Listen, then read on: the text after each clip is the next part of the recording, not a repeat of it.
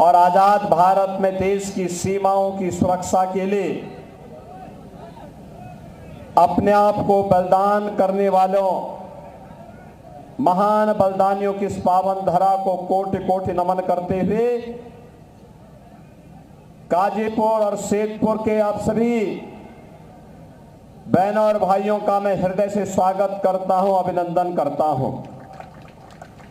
मंच पर उपस्थित भारतीय जनता पार्टी के जिला के अध्यक्ष श्री सुनील सिंह जी, जिला के प्रभारी राकेश त्रिवेदी जी, लोकसभा के लिए भारतीय जनता पार्टी के गाजीपुर से प्रत्याशी श्री पारसनाथ राय जी, लोकसभा आजमगढ़ के सांसद और भावी सांसद श्री दिनेश लाल यादव निरोहा जी,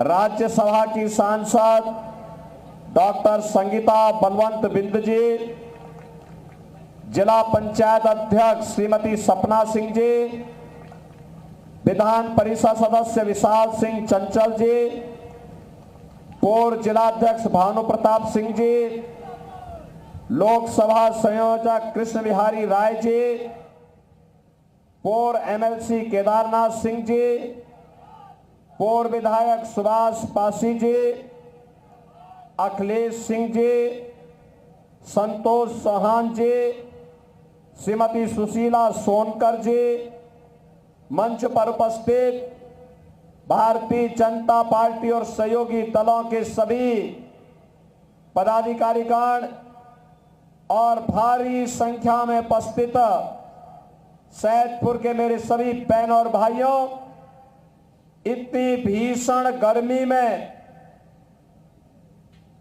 आप सब जिस धैर्य के साथ लेकिन उत्साह और उमंग के साथ इस सभा में आए हैं, इसके लिए मैं आप सबका हृदय से अभिनंदन करता हूं, स्वागत करता हूं।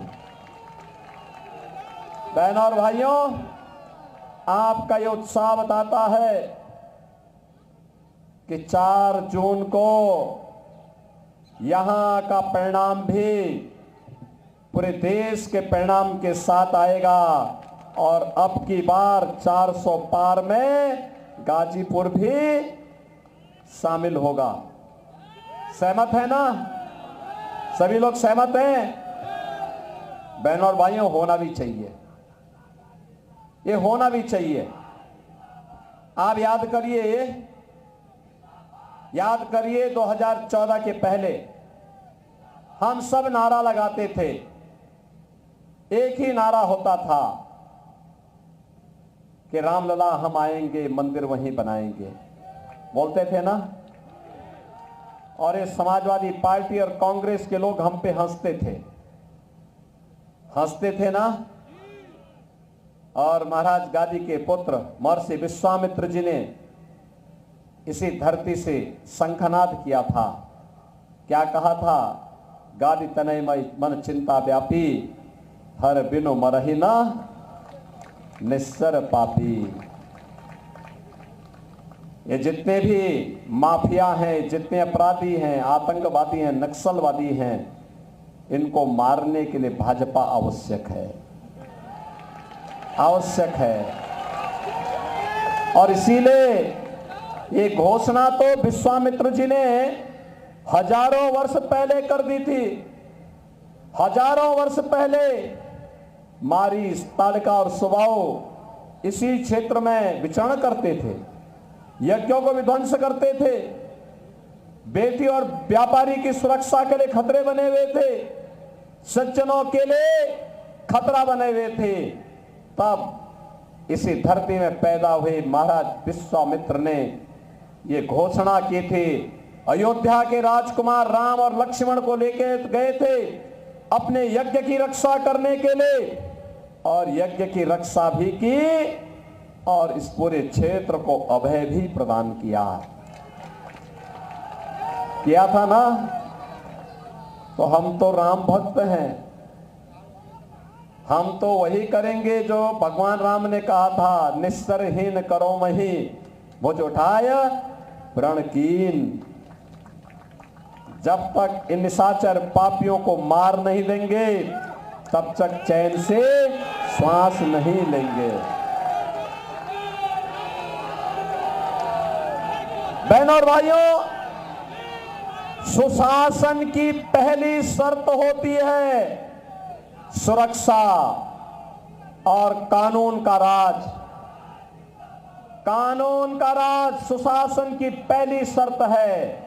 जो लोग कानून की ध्वजियां उड़ाते थे, कानून को ठेगा दिखाते थे, यूपी का बुलडोजर आज उनकी छाती को रौंदते हुए गरीबों, सज्जनों, व्यापारियों और बेटियों को अभय प्रदान करने का काम कर रहा है।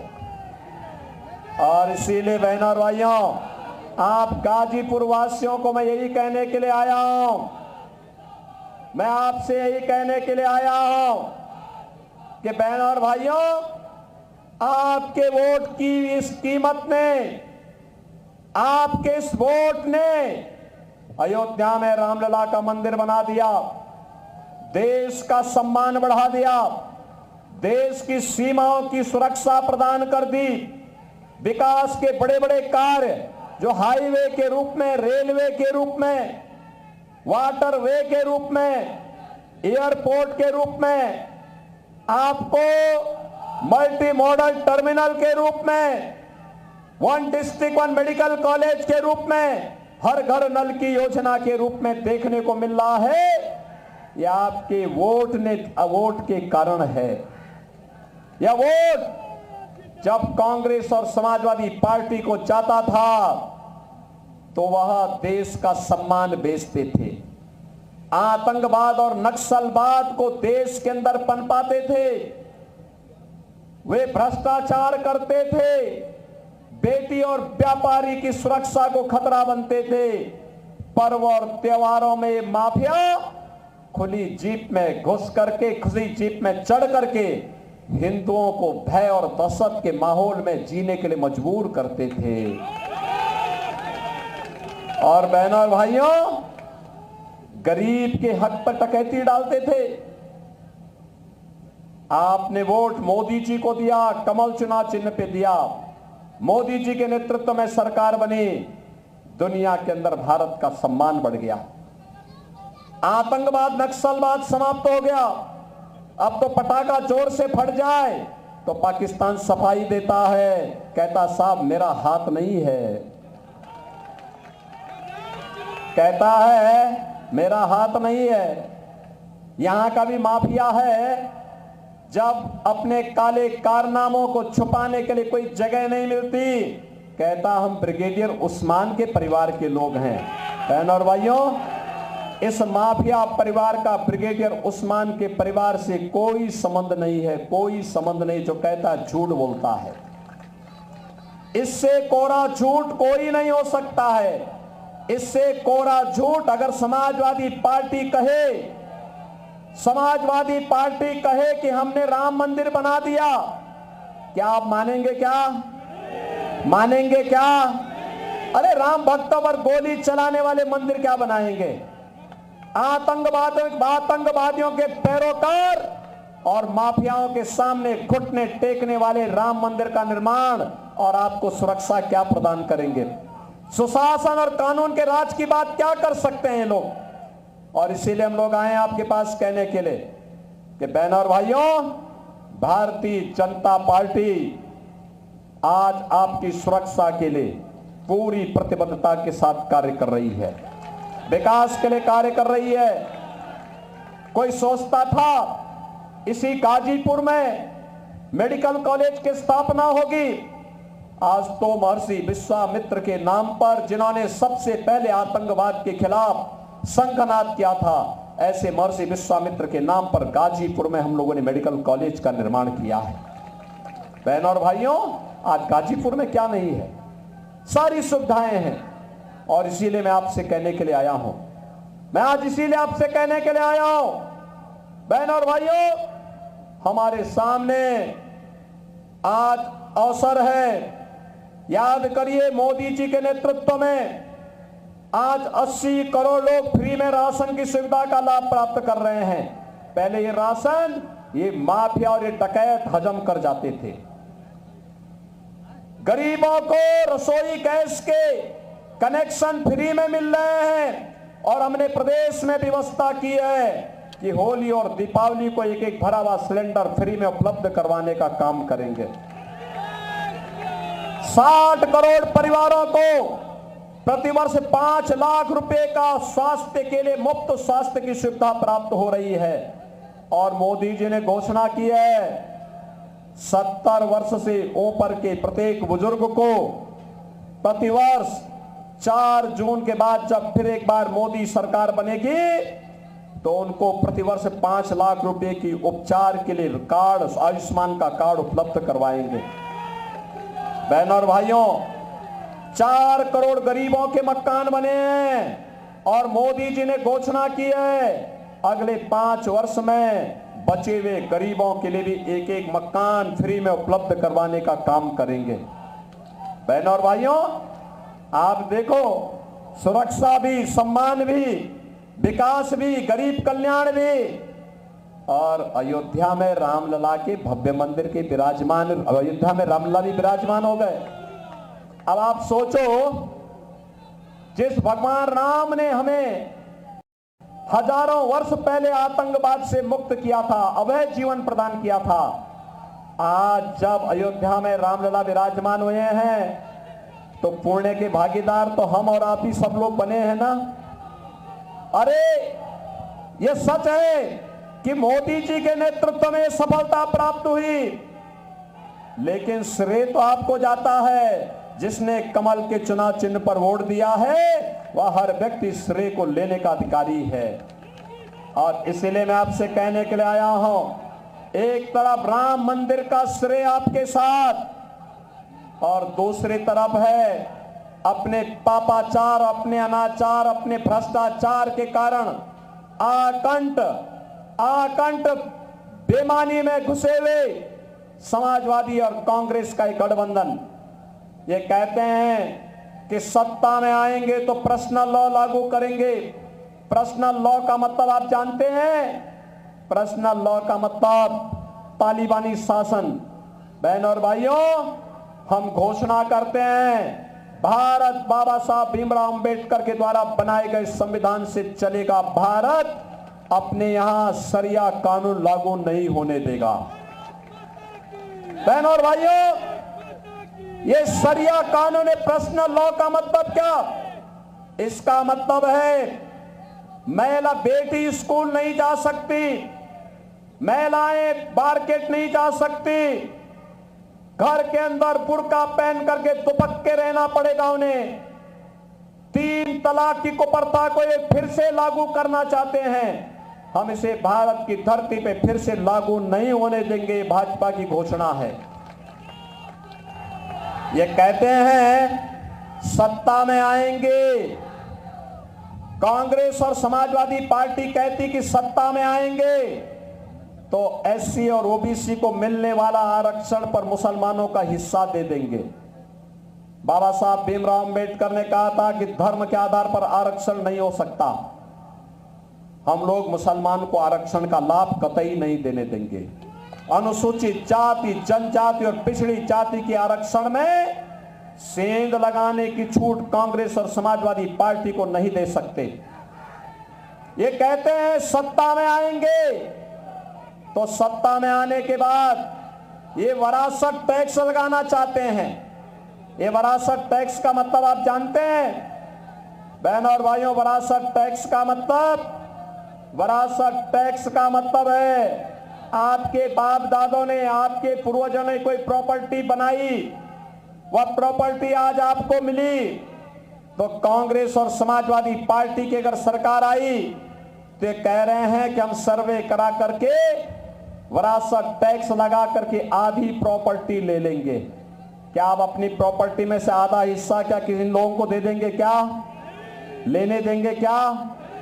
और फिर कहते हैं इस प्रॉपर्टी को पाकिस्तान, बांग्लादेश और अफगानिस्तान से आए हुए घुसपैठियों को बांट डालेंगे। क्या आप इसको स्वीकार करेंगे क्या? अरे ये तो औरंगजेब का जजिया कर है। औरंगजेब एक क्रूर बादशाह हुआ था मुगलों का। कोई मुसलमान भी अपने पुत्र का नाम औरंगजेब नहीं रखता। क्योंकि औरंगजेब ने पहले अपने भाई की हत्या की, औरंगजेब ने फिर अपने बाप को जेल में बंद किया। औरंगजेब का बाप शाहजहां, ये वही शाहजहां है जिसने आगरा का किला बनाया, आगरा का ताजमहल बनाया था। और ताजमहल बनाने वाला शाहजहां अंतिम जीवन एक एक बूंद पानी के लिए तरसते तरसते मर गया। उसने अपनी जीवनी में लिखा कि दुष्ट औरंगजेब, तो जैसा पुत्र कभी किसी को पैदा न हो, तूने जीते जी मुझे एक एक बूंद पानी के लिए तरसाया है, और तुझसे अच्छा तो ये हिंदू है, अपने पूर्वजों का, बड़े बुजुर्गों का सम्मान करता है और मरने के बाद भी श्राद्ध और तर्पण के माध्यम से उन्हें जल देने का काम करता है। तूने तो मुझे एक एक बूंद पानी के लिए तरसाया है। बहनों और भाइयों, ये कांग्रेस और समाजवादी पार्टी का जो गठबंधन है ना, इनमें अब औरंगजेब की आत्मा घुस गई है। इसलिए ये विरासत टैक्स के नाम पर आप पर जजिया कर लगाना चाहते हैं। इसको कतई नहीं होने देना। औरंगजेब को फिर से भारत में नहीं पनपने देना है, उसको दफन ही रहने देना है। हमने इसीलिए तो एक और अयोध्या में रामलला विराजमान हुए और दूसरी तरफ माफिया को मिट्टी में मिलाने का काम भी हुआ। ये दोनों काम एक साथ चले हैं, तब उत्तर प्रदेश में शांति हुई है। आज पर्व और त्योहारों के दिन कोई दंगा करता है क्या? आज कोई कर सकता है क्या?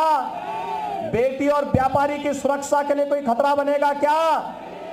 अगर बनेगा तो दूसरे चौराहे पर यमराज उसका इंतजार कर रहे होंगे।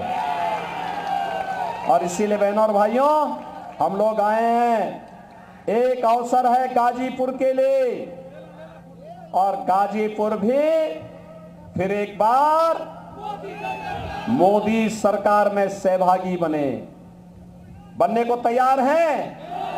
पारसनाथ राय जी भारी बहुमत से विजयी बनकर के जाएंगे। दोनों हाथ ला करके मुझे आश्वस्त करो। मैं जानता हूं पंडाल छोटा पड़ गया है, सड़क में उस पार भी जो लोग खड़े हैं वे भी चांद छाया के नीचे खड़े हैं। मैं देखूं ना देखूं, दोनों हाथ ला करके इस संकल्प के साथ खड़े होकर के मुझे बताओ, आप सहमत हैं? सहमत हैं? पारसनाथ राय जी कुछ दागे बेचेंगे, लेकिन इसके लिए दो काम करने पड़ेंगे। आपको अगले 5 दिन प्रत्येक व्यक्ति को, यहां पे आने वाले प्रत्येक व्यक्ति को 5-5 परिवार में जनसंपर्क करके कमल खिलाने का अनुरोध करना होगा। करेंगे?